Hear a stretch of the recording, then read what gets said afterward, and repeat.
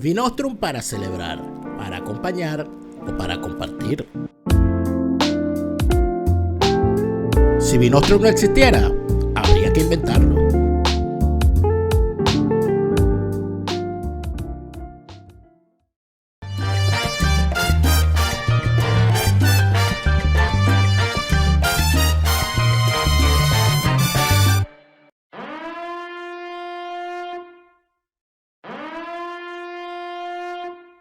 Segunda parte de Fuera de Orden. Gracias por estar de vuelta. Gracias también a quienes se han suscrito a mi cuenta en Patreon, patreon.com/telaraf, patreon.com/telaraf. Los que se suscriben al plan full tienen la recompensa de estar con nosotros cuando grabamos estas conversaciones. Y particularmente en días como hoy, cuando se genera una discusión previa y un debate previo a empezar a grabar, la gente que está suscrita dice, oye, de verdad estos son los reales mejor pagados de mi vida, porque es que los cuentos que se sacan aquí, si la gente los escuchara, la gente dirá, no, no es para Patreon, porque ahí es donde está el maní, pero en todo caso que le cuenten los que ya están suscritos para que tengan usted una idea de todas las cosas que puede disfrutar usted como suscriptor a mi Patreon, patreon.com/telaraf. Con tu apoyo nos ayudas a seguir creando todos estos contenidos. Hoy es lunes ácido y está con nosotros Alberto Franceschi. Doctor Franceschi, bienvenido. Gracias, Daniel. Aquí estamos. Dime. Yo creo, Alberto, que el gran tema ahorita está en toda esta operación macabra, verdaderamente siniestra, en mi opinión, que es el eje Caracas-Sinaloa. ¿No? Porque es Sinaloa quien está mandando en ese diálogo. A mí no me van a venir echar cuento ahorita. Esto que están haciendo estos tipos de decir que en Venezuela no hay narcotráfico, que en Venezuela no hay un narcogobierno, que la cosa no es así y que el PSUV no son narcotraficantes y tal, es una de las razones por las cuales hay un contubernio claro. Esto de Fredito Guevara diciendo que ellos quieren una cohabitación con el gobierno, ya llamando a los gobiernos, intentando el remoquete del régimen, ya es una señal. Pero los intereses económicos detrás de todos los que están sentados en esa mesa de supuesto diálogo entre el régimen criminal y su oposición falsa y portuguesa, pero que están al desnudo, Alberto. El que necesita algo que le expliquen, yo creo que no, pasó 22 años metido en una cueva, pienso yo, no sé qué piensas tú. Bueno, no, efectivamente el cambio es abrupto y realmente irritante, ¿no? De cómo hasta ayer el gobierno era las últimas crápulas, o sea, tenían razón cuando decían que eran crápulas. Y de golpe desaparece toda belicosidad, toda diferencia con el gobierno para ser partener, para ser socios de esta nueva etapa. Y vemos efectivamente a Guevarita. Guevarita es tipo de personaje, creo que lo metieron en la cárcel para saber, porque lo metieron 2 o 3 días, no sé, ¿vas o no vas a ser parte activa del diálogo? Bueno, sí. Entonces lo soltaron y efectivamente es la garantía viviente en sustitución del propio, ¿cómo se llama? Leopoldo, de que Voluntad Popular va a fondo, como pronosticó el señor Ramos Ayú, que, bueno, dijo, esto es de 4. Esto no hay aquí nada disimulado, que nadie venga. Eso fue con respecto a alguien, creo que ligado a ellos, que le decía que si Guaidó estaba o no estaba. No, claro que está. Su partido está y todos estamos en esto. Eso tiene una ventaja, Daniel. Por fin, todos están crucificados en esta cruzada, chicos, por el entierro, la sepultura de Venezuela. Y no es que celebremos la sepultura, es que celebramos la sepultura de esa clase política. No van a negarse ahora a correr la misma suerte que Maduro y que la cáfila, pues, de malandrines que dirige ese Estado, que es la clase económica con Fede Cámara a la cabeza, y el señor Gustavo Vollmer como vocero simbólico de toda esta élite política, la élite caraqueña, bueno, que no es solo caraqueña, me imagino que ahí están coleados también, qué sé yo, los Pineda del Zulia, o no sé quiénes allí de Valencia. En todo caso, la élite económica venezolana ha sellado su suerte y su muerte con el chavismo moribundo. ¿Por qué es moribundo? Porque es una cosa que ya no tiene la vitalidad, sino la inercia del aparato de Estado el que les da vigencia. Y al mismo tiempo es la señal inequívoca de que las Fuerzas Armadas están comprometidas a fondo en esta calamidad nacional, con Padrino a la cabeza, y han comprometido todos los esfuerzos de esa casta militar para también ayudar en su agonía, pues lo que queda del chavismo, que es lo que queda de Estado en Venezuela, ya habiendo sido esguazado, como se diría en los pueblos, todas las instituciones. Entonces, lo que viene por delante, Daniel, es una agonía completa y total hasta la extinción de ese espacio de la civilización humana y convertirlo en espacio del salvajismo superior o de no sé qué, digamos, convivencia, comillas, de sociedad primitiva, tribal o lo que fuere, y la hipótesis de una reacción de no sé qué sectores que pueden darse en una especie, no de vacío, porque no hay ningún vacío en estricto sentido en ninguna sociedad. Habrá una tribu progresista o habrá una banda armada progresista que asumirá la necesidad de reconstruir aquel Estado.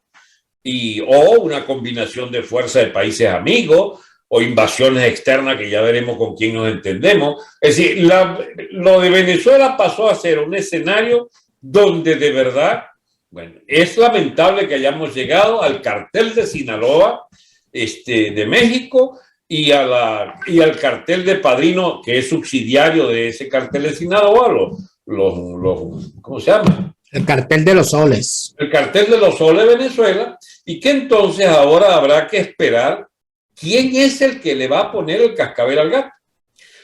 Entonces pasémonos, Dani, por otras hipótesis, porque esta es muy siniestra.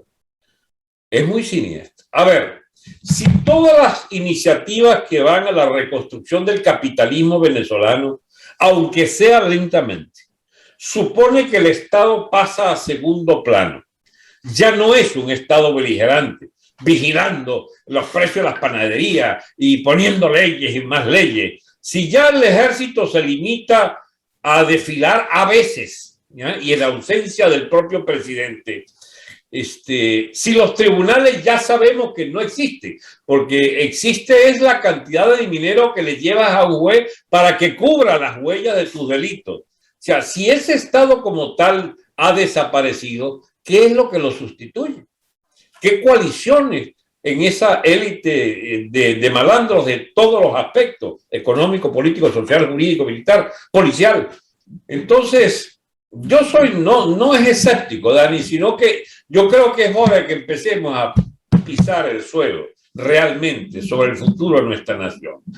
Hay lo de los bodegones. Los bodegones es un símbolo, Dani, pero es un símbolo de adhesión a un nuevo tipo de capitalismo de minorías que ya tiene la adhesión de un 5% más o menos de la población, que está alrededor de la economía de los bodegones, de los restaurantes caros de Valencia, Caracas, Maracaibo, y que, bueno, ya tiene gasolina a domicilio o gasolina en determinadas bombas dolarizadas completamente, no sé cuántas ya hay. Es decir, hay un circuito monetario, económico, económico, digamos, de facilidades de ese capitalismo de minoría que incluye lo que queda de clase política, en la cual está excluido el perraje chavista y el perraje opositor, porque ahí no entra pendejo, ahí entra el que lleve dólares para pagar.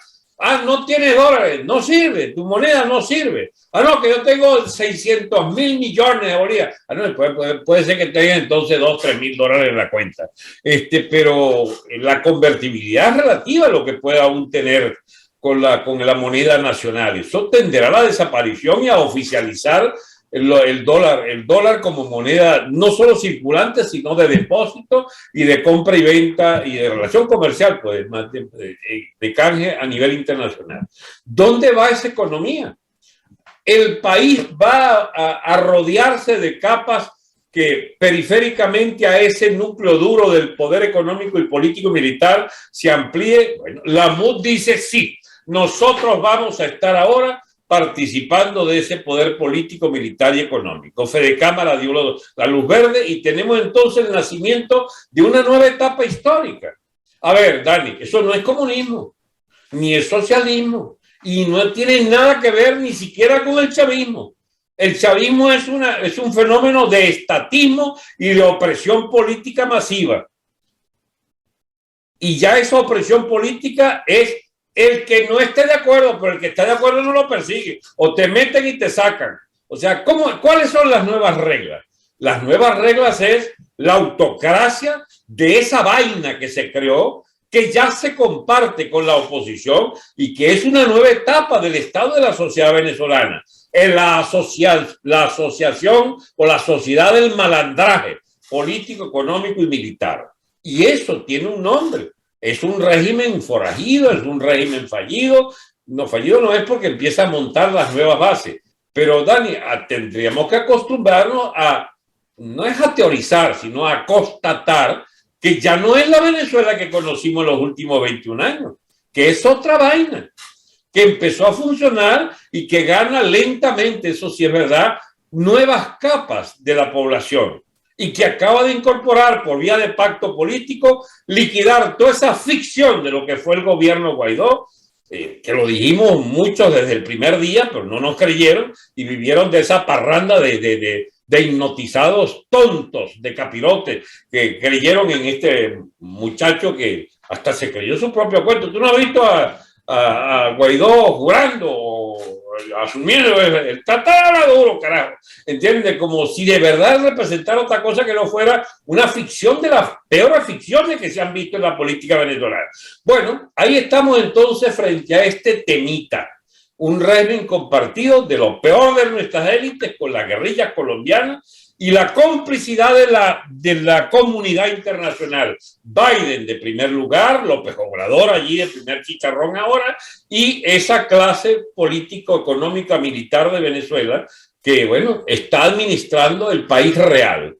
5 o 10% incorporado a esos intercambios, esa moneda dolarizada, etcétera, y 90% deambulando, chicos, su hambre y sus privaciones en las carreteras y caminos y calles de Venezuela. ¿Dónde va esto, Dani?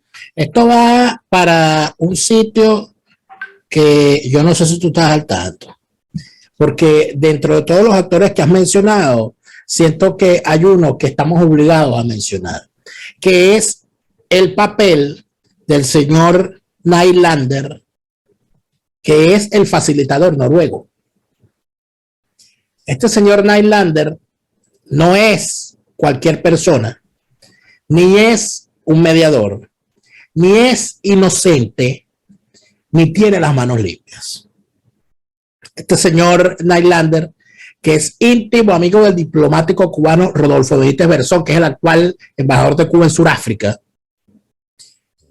fue uno de los que confabuló para montar el famoso ese proceso de paz colombiano, que ni fue proceso ni fue de paz, sino que fue no más que la rendición del ejército colombiano, del Estado colombiano, ante la FARC, que ya estaba militarmente derrotada cuando llega Santos al poder. Este señor tiene además una particularidad. Bueno, sus vinculaciones con el Foro de Sao Paulo son ostensibles.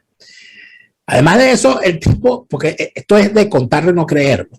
O sea, los tipos asesoraron a Santos y después de eso le dieron el premio Nobel a Santos, como para validar la barbaridad que habían hecho, donde terminan la FARC igual traficando drogas, igual matando gente y de paso con representación parlamentaria. Un premio Nobel para Maduro también, entonces. Bueno, yo no sé si van a llegar allá, pero lo que sí te puedo decir es el tema de que el señor Nylander, en reunión con Arreaza a finales del 2017, fue uno de los que agenció a favor de Guyana para que de los que asesoró a Guyana para sacar el tema del Esequibo de la discusión bilateral pactada en el Acuerdo de Ginebra y llevarla a la Corte Interamericana a la Corte Internacional de Justicia. Es decir, el señor Nylander es un asesor de un enemigo de Venezuela que quiere cercenarle los derechos que tiene sobre el Esequibo. ¿Y por qué el señor Nylander puede estar interesado en el Esequibo si el Esequibo puede decir acá? Porque la plataforma continental y el mar territorial que genera el Esequibo posee las petroleras noruegas unos amplios, constantes y voraces intereses en la explotación petrolífera en esa zona, donde Noruega prácticamente le ha ofrecido a Guyana la tecnología que Guyana no tiene para desarrollar una industria petrolera propia. Al lado de la Exxon.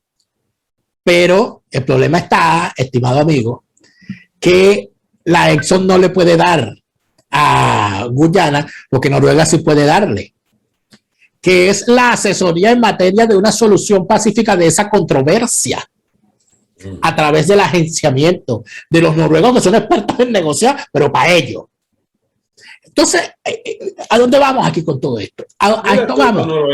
Mira tú los norueguitos.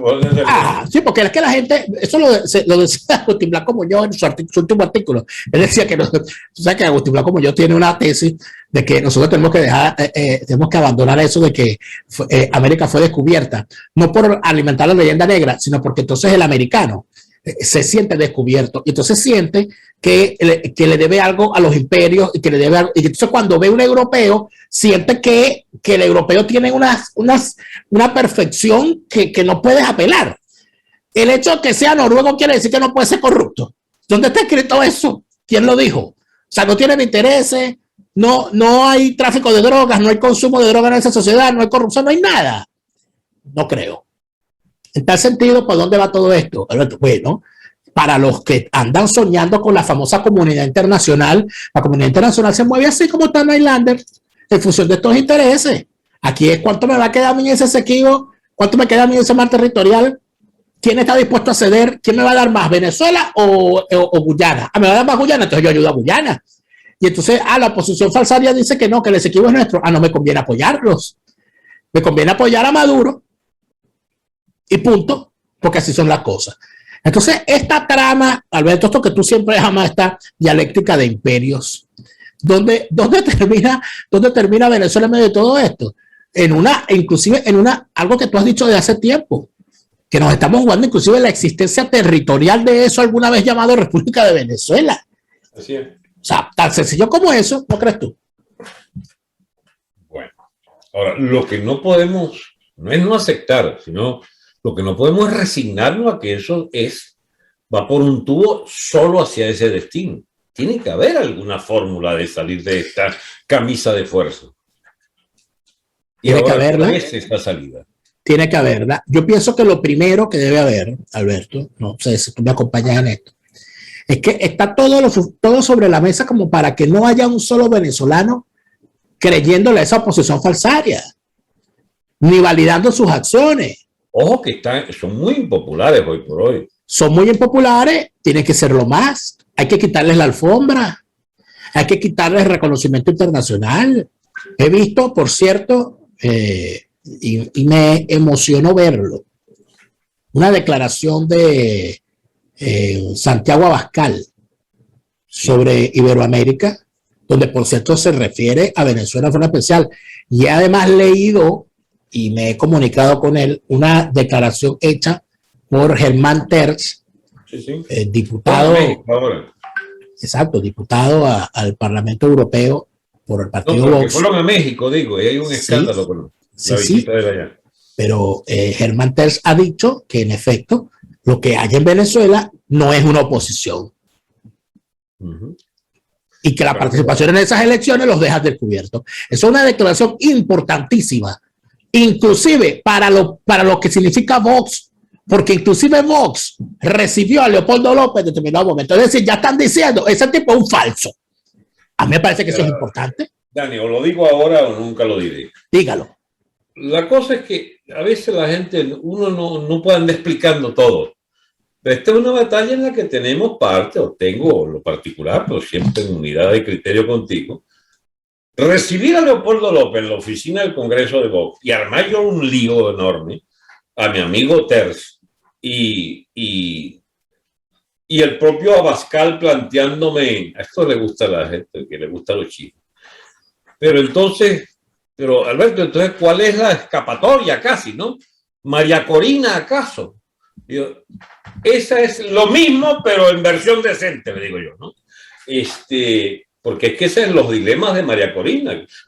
Se me olvidaba que tú eras María Corinero. Yo no soy María Corinero y la que más está consciente de eso es la propia María Corina. Jodiéndote, chico. No, es que te lo digo de verdad. Es más, Daniel, cualquier persona se lo puede consultar a la propia María Corina. Daniel Lara Farías de María Corina te va a decir a ti, me basta conocerte, tú eres imposible de clasificar en nada. Y te apenas traía la anécdota para decirte que esta es una lucha que viene desde los meses en que Vox quiso tener otra idea, porque se hacía la idea, por ejemplo, que podía hacer algo parecido a lo que hizo con México, que sumó un sector de la derecha mexicana depurada del ala más corrupta, que es la de Calderón, y la nueva dirección del Partido Acción Nacional suscribió la Declaración de Madrid. Y entonces actúan como parteneros en una especie de cruzada en Iberoamérica contra los peores corruptos y los peores gobiernos y las peores dictaduras. Yo celebro esa política. Yo no soy ningún sectario empedernido como para no entender que Vox hace un esfuerzo real por ganar aliados en esos espacios, digamos, que por ejemplo, perfectamente tiene su lugar María Corina en ese aspecto de fuerza, porque están efectivamente adversando la calamidad que significa el chavismo y significa la propia MUD como aliada del chavismo, equivalentes a lo que es la dirección de derecha del Partido Nacional ya del PAN mexicano, que ya salió del poder con el Calderón, y una nueva generación allí, 14, 15 senadores, tal, apoyan el esfuerzo de Vox. ¿Quién más que yo va a celebrar, por favor, alborozado, que Vox se abra paso en estas élites confundidas políticamente de Iberoamérica? Pero efectivamente, Daniel, el peso muerto, no el peso muerto, digamos, la dificultad mayor para entender esta política es que el propio Vox tiene las limitaciones a las que los condena la taradez política de la élite española. ¿Bien? Acuérdate que pero en este momento el diario El País, su principal vocero, que es la burguesía hecha periódico, ¿entiendes? El IBEX 35, o sea, las grandes compañías cotizadas en bolsa fueron compradoras de la mayoría accionaria, de la totalidad accionaria del país, que estaba quebrado por 3.000 millones de euros, y entonces son los dueños, 8 o 10 bancos son los dueños de ese periódico, y consagra ese periódico, se consagra como la voz de la ideología oficial de todas las trapisondas de la ideología de género, del pensamiento progre, del gobierno Sánchez, al que apoya de manera incondicional, y que alberga el diario El País la ilusión de que pueda, en el peor de los casos, un gobierno del PP, pero imposible con Vox, a quien tratan de mantener a raya y calumniado. Entonces, eso ha dado pábulo a que el señor Casado ande armando la peregrina tesis de que el PP puede volver a las andadas con un PSOE de Sánchez, de socio de un gobierno otra vez de las viejas coaliciones que implicaban, las viejas coaliciones de hecho que coadministraban España durante estos 40 y pico de años, el PP y el PSOE. Y el pato de la boda, el chivo expiatorio de todos los males españoles, va a ser la supuesta ultraderecha. Pueden incluso hasta dejar a un lado a gente de Podemos y los bicharracos nacionalistas estos catalanes, pero lo que no pueden tocar es el acuerdo de fondo del PP y del PSOE sobre la ideología de género, la memoria histórica y todas las payasadas que montó Zapatero desde el gobierno y que buscan ahora ser recreadas aún con mayores costos para el futuro español, al lado del PP de Casado, que se emperra en diferenciarse de Vox como si fuera un enemigo fundamental. Es decir, el Partido Popular es la oposición falsaria española en este momento, Alberto. Exactamente. O está intentando serlo, al menos. No, de hecho, lo es de hecho. Y aquella cosa en la que tuvieron ilusión varios compañeros de Abascal, de Vox, de que podría pensarse en un gobierno de coalición presidido, me imagino que por Casado, o más ilusorio aún de que el partido de Casado apoya a Abascal, era montado sobre la base de que había un crecimiento ininterrumpido de Vox, refrendado por el hecho de que el PP desapareció del País Vasco y apareció Vox con alguna fuerza machacado, porque tratan de impedir por todos los medios la ETA que vuelva a levantar cabeza de los partidos de existencia nacional español, y que no pudieron los nacionalistas catalanes impedir que Vox exista fuerte en Cataluña. No hacía el PP de Casado.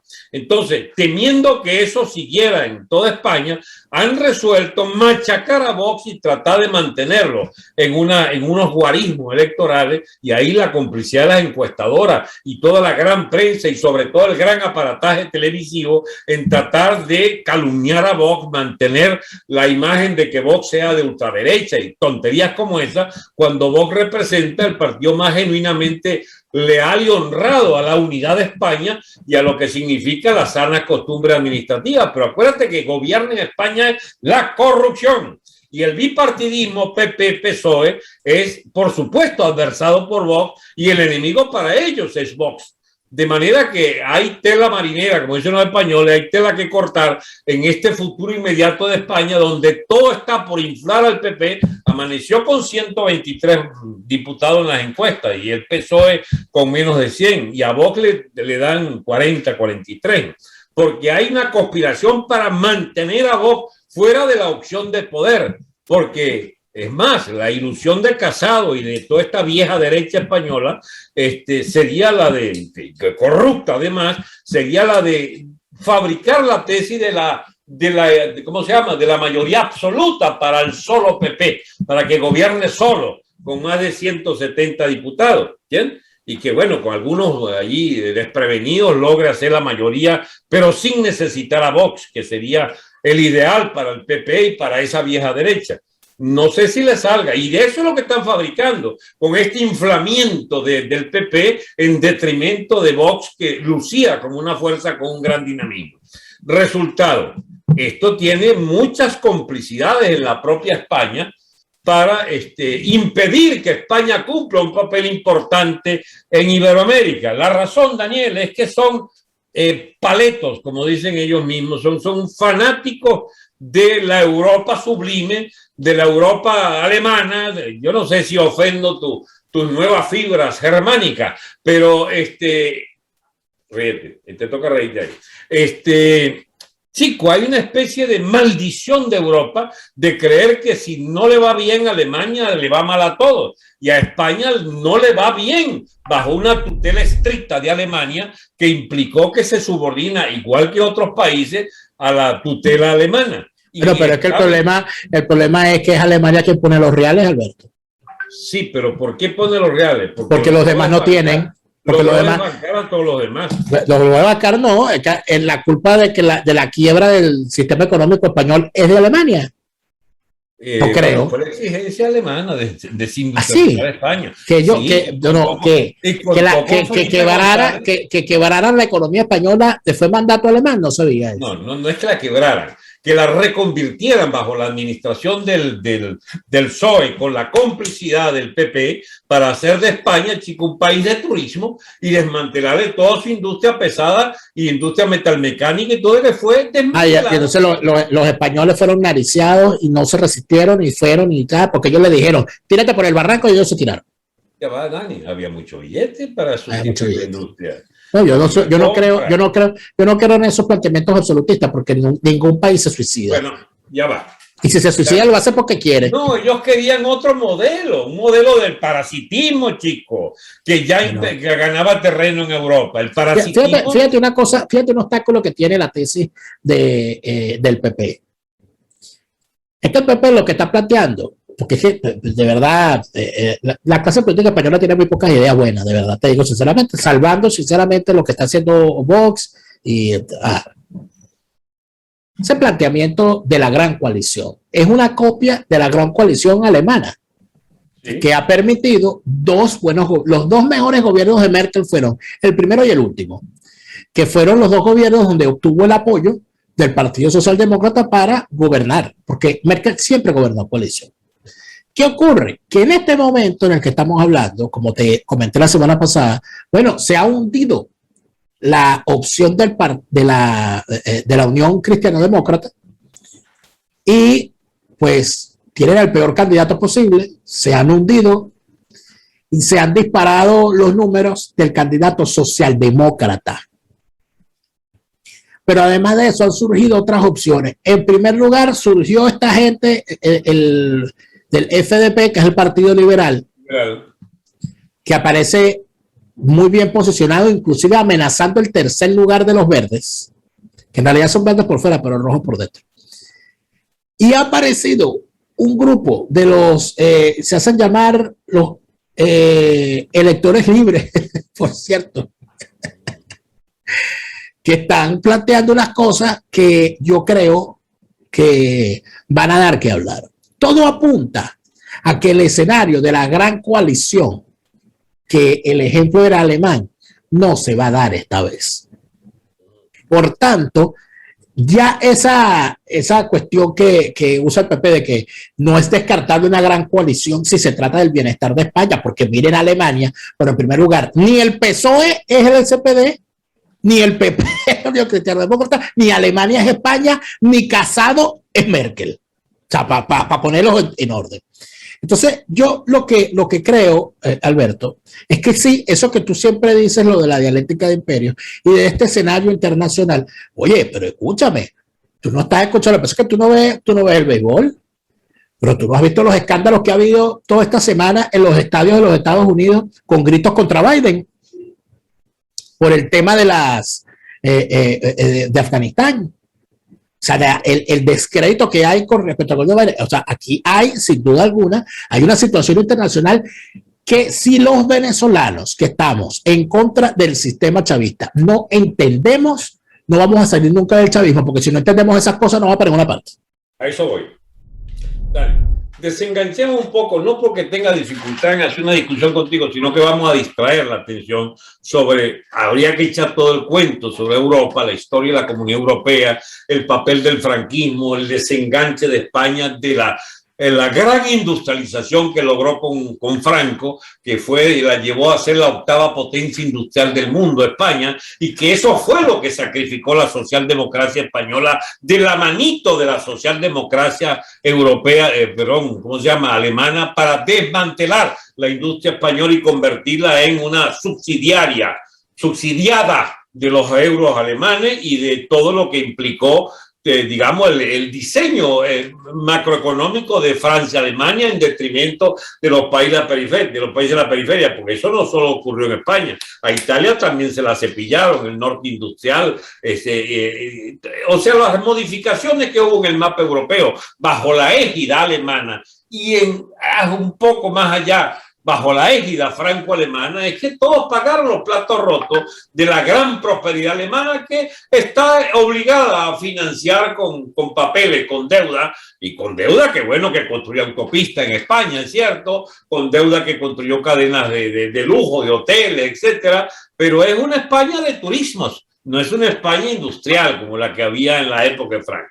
Bueno, apartando ese tema que nos va a llevar a otros vericuetos y que nos lleva al tema de si es o no Europa un polo de poder central en el mundo, para hablar de la dialéctica de imperio precisamente, Europa no es un imperio autónomo, porque primero que es frágil desde el punto de vista de que es heterogéneo en su interior, y difícilmente Alemania surja como una potencia dominante de Europa al punto de que pueda prescindir de los otros países. Ella es lo que es con la ayuda de todos los demás, pero sin Estados Unidos Europa tampoco tiene la beligerancia que muchos le aportan. Puede sí Alemania tener un rol muy privilegiado en el mundo y es como, adivina a dónde voy, aliada de Putin. Porque la cuestión energética, resolviendo Alemania la cuestión energética con los gasoductos estos de del norte y por el sur para evitarse a Ucrania de tránsito, Alemania se convierte en la que distribuye gas ruso para toda Europa, y no por azar. El presidente de la Gazprom es el señor Schröder, el antiguo jefe del Partido Socialdemócrata y ex canciller de Alemania. Entonces, este papel de Alemania y de Europa en el mundo es muy menguado y muy de segunda línea, y casi que el gran negocio de todo esto lo estaría haciendo Putin para, además de conservar el enorme poder militar ruso, hacerse de un espacio en la economía europea, usando Europa como el desaguadero natural de sus grandes fuentes de exportación, que son energéticas y de materias primas e incluso de alimentos, de ser necesario. No así de lo que es sofisticado, de tecnología, etcétera, salvo en lo militar, y Europa no está interesada en tecnología militar rusa porque sí tiene la asistencia norteamericana en ese rubro. Ahora bien, ¿por qué me metí en este lío? Porque definitivamente nuestra suerte, ¿a quién está ligada? Yo quisiera que fuera una España beligerante, con un Vox en el gobierno que reconstruyera la dinámica de una especie de polo hispanista, con Iberoamérica detrás de un protagonismo, de una España fuerte. Pero eso está o distante, o por lo menos no es verdad que pueda lograr una preeminencia.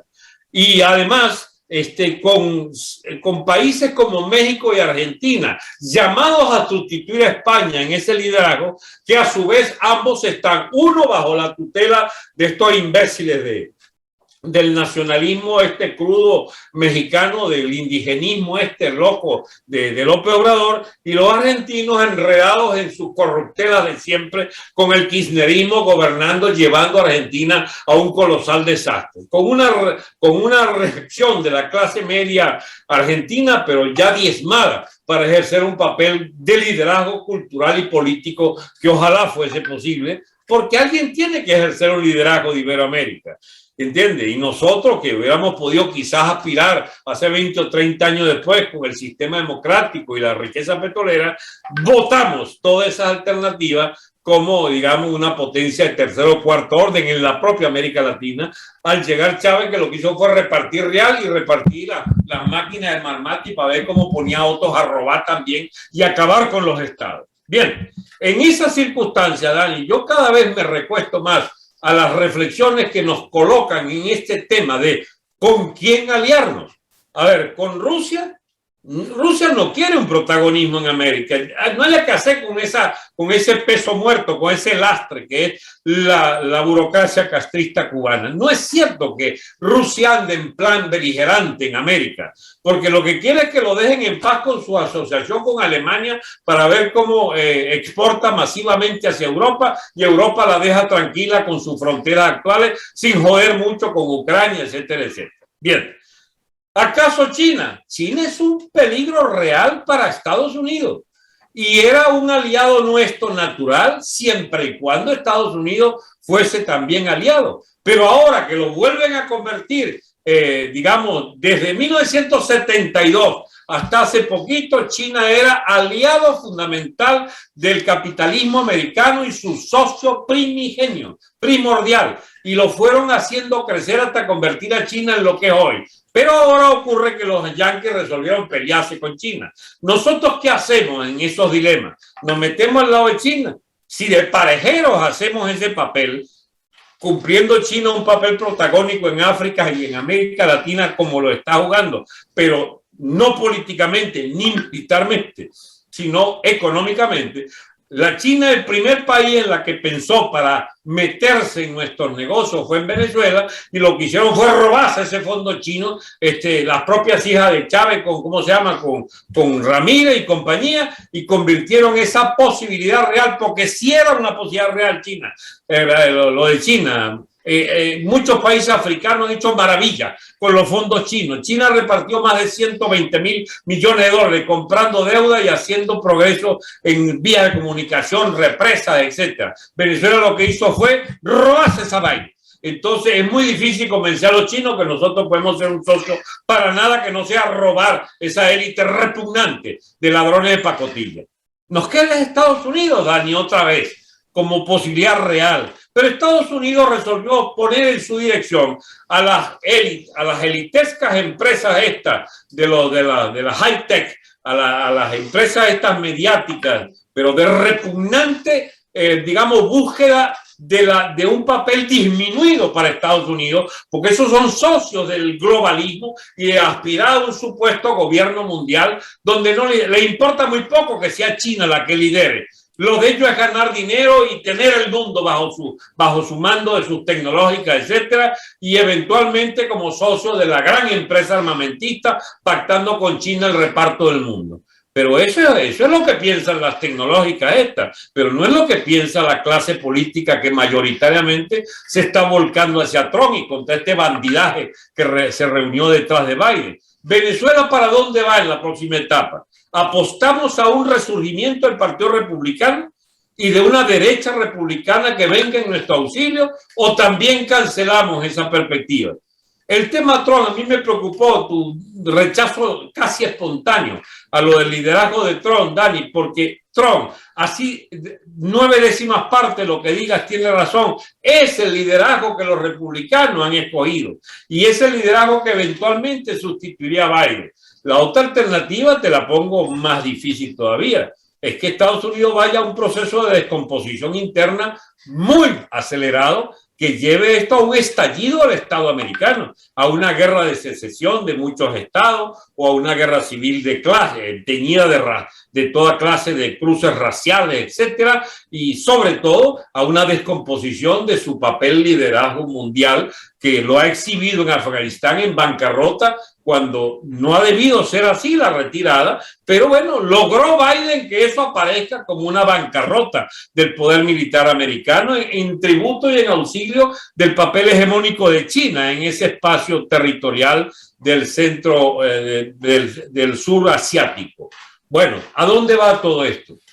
¿Tenemos posibilidad nosotros de tener un rol realmente importante al lado del hispanismo, al lado de Estados Unidos, al lado de Rusia, al lado de China?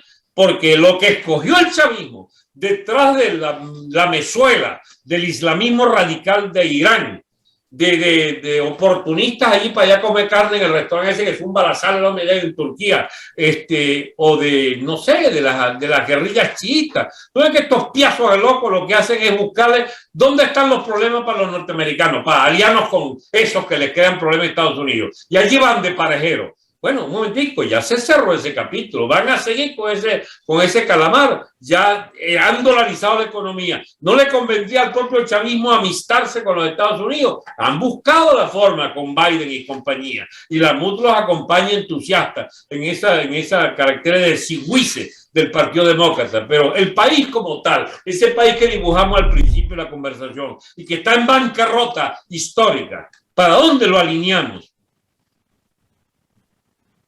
Yo creo que esa es una gran pregunta y prefiero no responderla porque no tengo respuesta.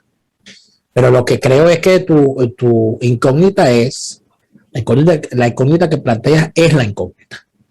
¿Para dónde nos ayuda? Yo he apostado, Dani, a conservar la tesis de nuestra alianza con el Partido Republicano Norteamericano, que deberá reaccionar cuando la burguesía americana, no es que descubra, cuando constate que este gobiernito lo lleva a una bancarrota, mira, ahí van a salir las grandes tecnológicas disparadas, expulsadas por no sé qué, no es un problema de leyes, de vomitarlo la sociedad americana, el totalitarismo de estas redes benditas que quieren convertirse en censores, chicos, de la opinión de la humanidad.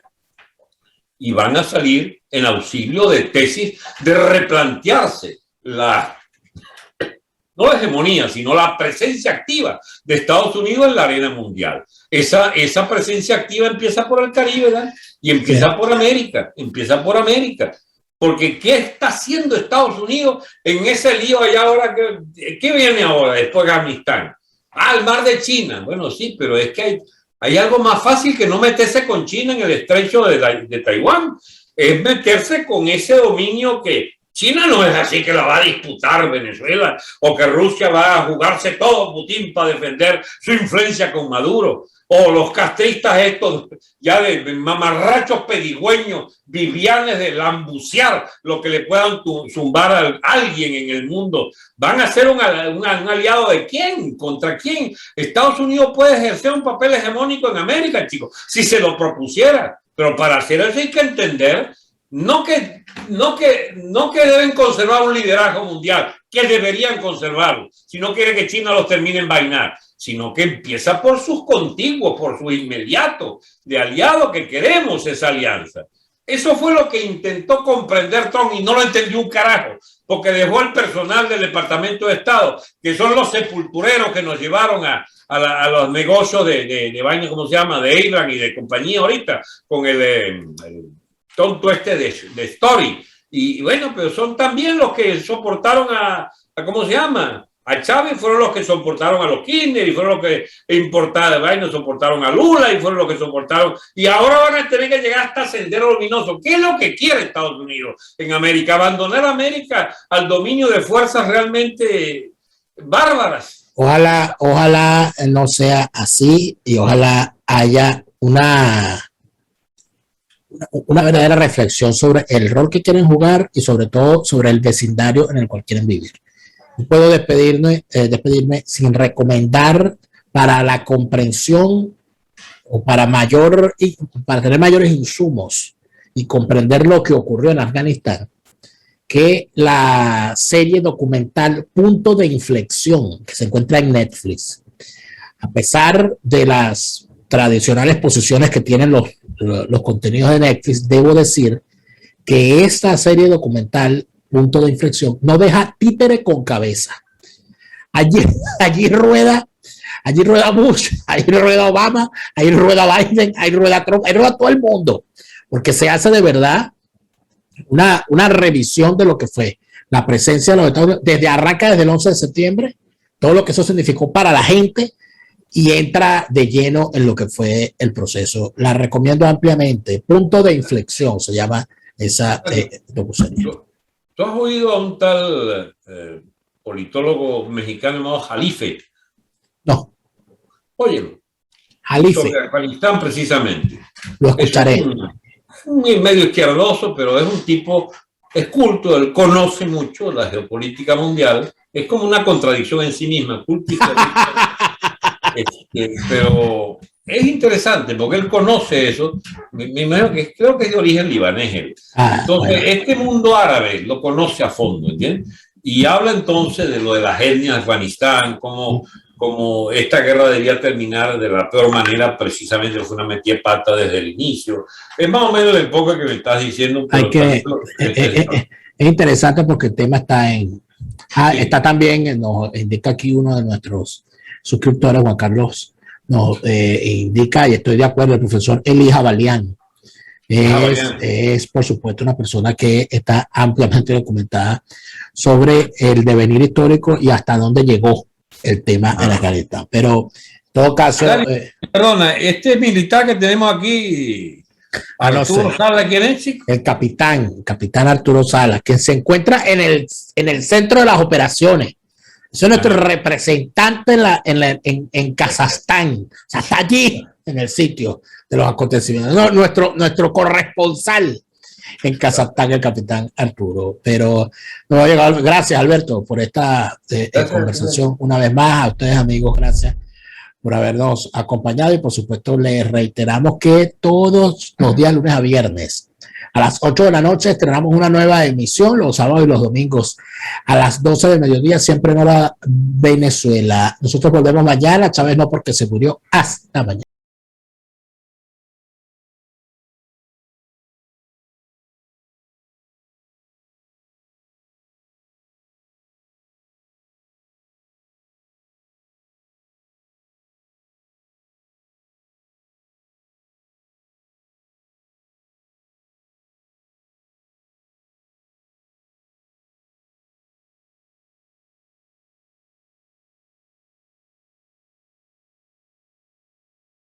¿Quieres enviar algo desde los Estados Unidos a Venezuela? Tuplata.com.be es la mejor opción. En tuplata.com.be además te asisten con tus compras y si lo necesitas, incluso las hacen por ti. No busques más couriers de dudosa procedencia, envía rápido y seguro, en avión o en barco, nos ajustamos a tu presupuesto. Tuplata.com.be, la tarifa más baja y en el mejor tiempo.